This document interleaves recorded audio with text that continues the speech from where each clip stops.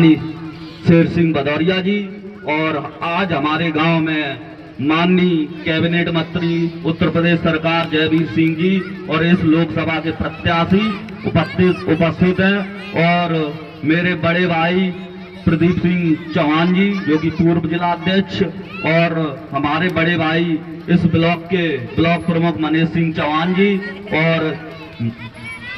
और इस मंडल के अध्यक्ष प्रेमचंद पांडे जी, शिव प्रताप जी, पूर्व मंडल अध्यक्ष अशोक चौहान जी, और इस कार्यक्रम के अध्यक्ष श्री कृष्ण बाबू जी।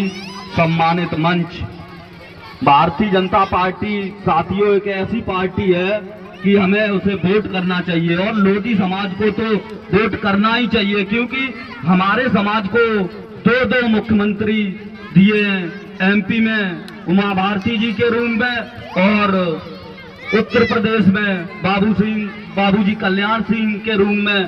साथियों, ये वही समाजवादी लोग हैं जिन्होंने हमारे बाबूजी का जब स्वर्गवास हो गया था, अखिलेश यादव का 500 मीटर दूरी पर बंगला था और ये हमारे बाबूजी के अंतिम दर्शन में नहीं गए।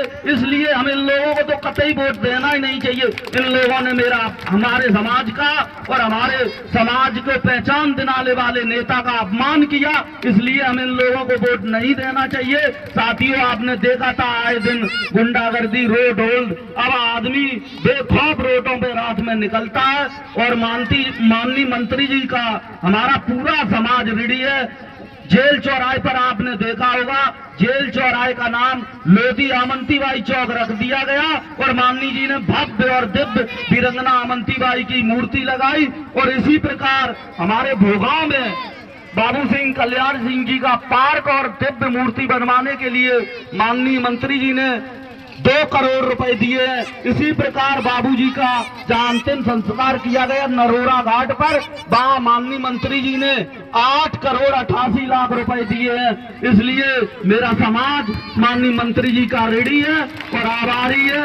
और मैं इसी के साथ अपने गांव वालों से अपील करता हूं, मुझसे शिकायत हो सकती है, कोई मुझसे गलती हो ही हो, लेकिन अपने बाबूजी जो समाज को पहचान दिलाने वाले, उनके अपमान का बदला लेना। मैं इसी के साथ मैं निवेदन करता हूं, आने वाले 7 तारीख को माननीय जयवीर सिंह के पक्ष में एक वोट डाल देना। समाजवादी वाले लोग हम लोगों को गिनते भी नहीं है। आपने देखा होगा अभी तक हमारे गांव में कभी भी कोई समाजवादी लोग घुसते नहीं है।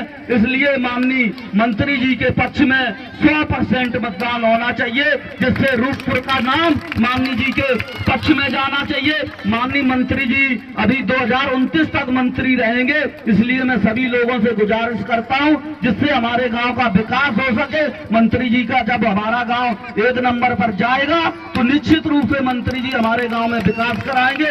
इसी के साथ मैं अपनी वाणी को विराम देता हूं। जय अमंतीबाई, जय भारतीय जनता पार्टी।